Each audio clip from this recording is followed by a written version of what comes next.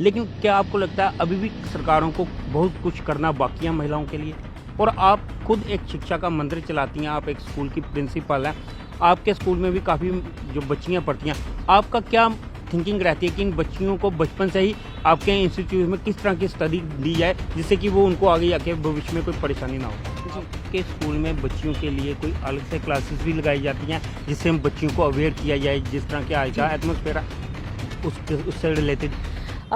नमस्कार, पिंकल मेहरा डोगरा जर्नलिस्ट। इस समय हमारे साथ जो मैम बैठे हुए हैं, इनका नाम दीपाली हांडा है और आपको बताते चलें ये एग्जीक्यूटिव मेंबर भी हैं अमर सिंह क्लब की और हांडा एजुकेशन ट्रस्ट के जो हैं उसके ये फाउंडर क्राफ्ट में भी आते हैं। तो मैम, जैसे कि आप सबको पता है कि आज इंटरनेशनल वुमेन इंटरनेशनल डे है, आज के दिन पे आप क्या कहेंगे? सबसे पहले अंतर्राष्ट्रीय महिला दिवस की सबको हार्दिक शुभकामनाएं। आज महिला दिवस के दिन हम नारी के एक अस्तित्व को, योग्यताएं और उसकी उपलब्धियों को मनाने जा रहे हैं। आज के दिन हमें ये याद रखना चाहिए कि नारी जो है एक समाज का आधार है और ये एक ऐसी शक्ति है और शक्ति ही पूजनीय है। अगर आप देखिए अपनी हिंदू सभ्यता के अनुसार हमारी 3 देवियों को सर्वश्रेष्ठ माना गया है हिंदू धर्म में, जो माँ सरस्वती, माँ लक्ष्मी, माँ दुर्गा, जो एक ज्ञान, धन और शक्ति का प्रतीक है।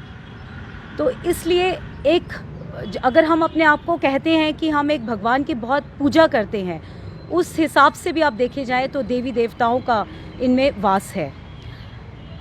नारी का हर रूप, बेटी हो, बहू, पत्नी या बहन, इन सब के रूप में भी वो हर तरीके से कठिनाइयों और समस्याओं का हर तरीके से डट कर मुकाबला करती हुई साथ में चलकर, पुरुषों के साथ कंधे से कंधा मिलाकर और अपनी पारिवारिक, सामाजिक और व्यापारिक क्षेत्रों में भी ऊंची बुलंदियों पे पहुंच चुकी है।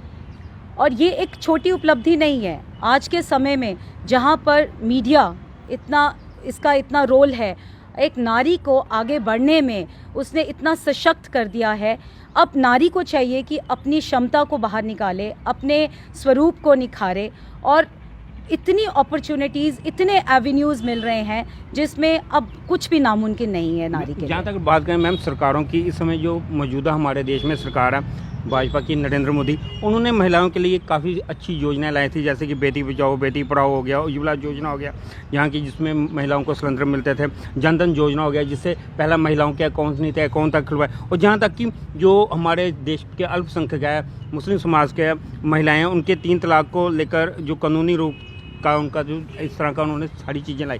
लेकिन क्या आपको लगता है अभी भी सरकारों को बहुत कुछ करना बाकी है महिलाओं के लिए? देखिए, जो सरकार अभी कर रही है महिलाओं के लिए और महिलाओं के सशक्तिकरण के लिए, ये बहुत सराहनीय है। और वो कहते हैं ना, miles to go before you sleep. अभी इतनी चीज़ें हैं, इतने लॉज बनाए गए हैं, आर्टिकल्स तैयार किए गए हैं जो महिलाओं के फेवर में हैं, बट उसके अलावा भी सरकार की पूरी कोशिश है। अभी आप देखिए, जैसे अभी लोकसभा में विमेन रिजर्वेशन मिली है, ये एक बहुत छोटी उपलब्धि नहीं है। इस तरीके के बहुत सारी स्कीम्स हैं, गवर्नमेंट ने इतनी अच्छी और ऐसी स्कीम्स निकाली हैं विच इवन वी और also we are unaware of it. अभी हमें अपने समाज को, अपनी महिलाओं को, सबको जागरूक करना है हर तरीके का। खाली ये अर्बन वुमेन ही इतनी अनअवेयर है, तो आप सोचिए रूरल वुमेन तक तो बात सरकार की पहुंचती ही नहीं है। तो हमारी हर तरीके से, I am social activist, I am educationist, मेरी हर तरीके से कोशिश है कि हम जितना हो सके हम समाज का सुधार कर सके। और हम इस कदम पर भी हैं, इस पथ पर भी हैं। लेकिन जितना हो सके मैं ये चाहती हूँ कि खाली ये सब किसी के मोटिवेशन से कुछ नहीं होता या सरकार के खाली करने से कुछ नहीं होगा। नारी में इतनी क्षमता है, बट उसको अपने आप को मोटिवेट करना है। कोई भी आएगा नहीं उसको पुश करने के लिए, इसको खुद ही अपने में ही पुशिंग चाहिए और मोटिवेशन चाहिए, ताकि आगे पुरुषों के साथ कदम से ये कंधे से कंधे मिलाकर वो चल सके। ऐसा नहीं लगता अगर नारी को सशक्त करना, उसमें सबसे जो पहला और मेरे हिसाब से जो अहम योगदान होता है वो शिक्षा का होगा। जब तक उसको शिक्षा नहीं होगी और उसको बाकी चीज़ों को पता है। और आप खुद एक शिक्षा का मंदिर चलाती हैं, आप एक स्कूल की प्रिंसिपल हैं, आपके स्कूल में भी काफ़ी जो बच्चियाँ पढ़ती हैं, आपका क्या थिंकिंग रहती है कि इन बच्चियों को बचपन से ही आपके इंस्टीट्यूट में किस तरह की स्टडी दी जाए जिससे कि वो उनको आगे जाके भविष्य में कोई परेशानी ना हो? जी, देखिए, जो बच्चे हैं, जैसे कि हम शिक्षा का एक बहुत महत्वपूर्ण जो ये इंस्टीट्यूशन है ये चलाते हैं, उसमें हमारे पास हर तरीके के बच्चे आते हैं, low class, middle class and upper class. Minister के बच्चे भी हमारे पास पढ़ते हैं और मिडिल क्लास के बच्चे भी हमारे पास पढ़ते हैं। और आपको जानकर ये बड़ी खुशी होगी कि हर साल हम एक 100% रिज़ल्ट, एक्सीलेंट रिज़ल्ट देते हैं, जिसमें मुझे बहुत गर्व महसूस होता है कि लड़कियाँ बॉयज़ से आउटशाइन करती हैं। तो इसका मतलब कि मुझे एक सेंस ऑफ अचीवमेंट लगती है कि हमने इन बच्चों को, स्पेशली जो गर्ल्स को, इतना सशक्त बनाया है और इतनी पढ़ाई लिखाई में उनको आगे किया है कि आगे आने वाले टाइम में भी वो हर क्षेत्र में अपने एक मार्क छोड़ के जाएंगे। So this I expect from them also, and it is very good on their part that they are taking our institutions name also and coming out with the flying colours. आपके school में बच्चियों के लिए कोई अलग से classes भी लगाई जाती हैं जिससे हम बच्चियों को अवेयर किया जाए, जिस तरह के आज का एटमॉस्फेयर उससे रिलेटेड? गर्ल्स को स्पेशल काउंसलिंग दी जाती है, गर्ल्स काउंसलिंग, जिसमें पर्सनल काउंसलिंग दी जाती है। उसके स्पेशल सेमिनार्स हम कंडक्ट करते हैं स्कूल में।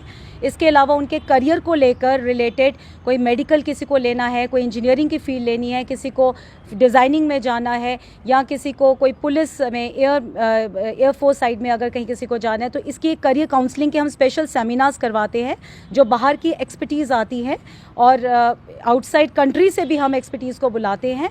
एंड एक 1-to-1 इंटरेक्शन होता है, जिसमें वी मेक श्योर कि गर्ल्स को कोई किसी भी तरीके से शाइनेस नहीं हो और एक हर तरीके से वो अपनी बात को कह सके। ये तो हो गया आपके जो इंस्टीट्यूट में बच्चे पढ़ते हैं उनको आप काउंसलिंग। आप एक सोशल एक्टिविस्ट भी हैं, और अगर सोशल एक्टिविस्ट के नाते आपसे किसी ने कोई परामर्श लेना हो महिला ने, तो वो आपसे कैसे रब्ता कायम करें? देखिए, किसी भी महिला के लिए या किसी भी इंसान के लिए डोर्स आर ऑलवेज ओपन। आप आके कभी भी कोई प्रॉब्लम है, अपनी पर्सनल प्रॉब्लम या कोई डोमेस्टिक प्रॉब्लम है, कोई डोमेस्टिक किसी के साथ वायलेंस हो रहा है, कुछ हो रहा है, तो आप वो भी हम बात कर सकते हैं। मैं बताना चाहूँगी, I was also the member of JNK state commission for women, and जिसमें कि हम वेमेन की जो प्रॉब्लम्स हैं वहाँ पे उनको आगे बयान करते थे। और उसी तरीके से गवर्नमेंट के माध्यम से ही सारी जो स्कीम्स गवर्नमेंट की है, वो सब जो है, मैक्सिमम जो स्कीम्स आप देखेंगे 80 to 90% स्कीम्स वेमेन के हक में ही हैं। तो अब सिर्फ प्रॉब्लम ये है कि फीमेल्स जो हैं वो जागरूक नहीं हैं। इस चीज़ के लिए मेरी एक पूरी अपील है सब महिलाओं के लिए कि वो आगे आएँ बढ़ चढ़कर, और जो भी अपनी प्रॉब्लम है बिल्कुल शर्माएं नहीं, और आप हमें बताएं अपनी प्रॉब्लम, ताकि हम सरकार तक उनकी आवाज़ को पहुंचा सकें। शुक्रिया। तो जैसे दीपाली हांडा जी, जिन्होंने अपने सारा अनुभव साझा किया और महिलाओं को इस जो वुमेन इंटरनेशनल डे है उस पर क्या क्या चीज़ें करनी चाहिए उस सब के लिए उनको जागरूक किया। अब आप सब लोगों की इस पर क्या राय है, अपनी राय कमेंट्स बॉक्स में दीजिएगा। इस तरह की और अपडेट के लिए यूँ ही देखते रहिए दोगरा जन। Thank you.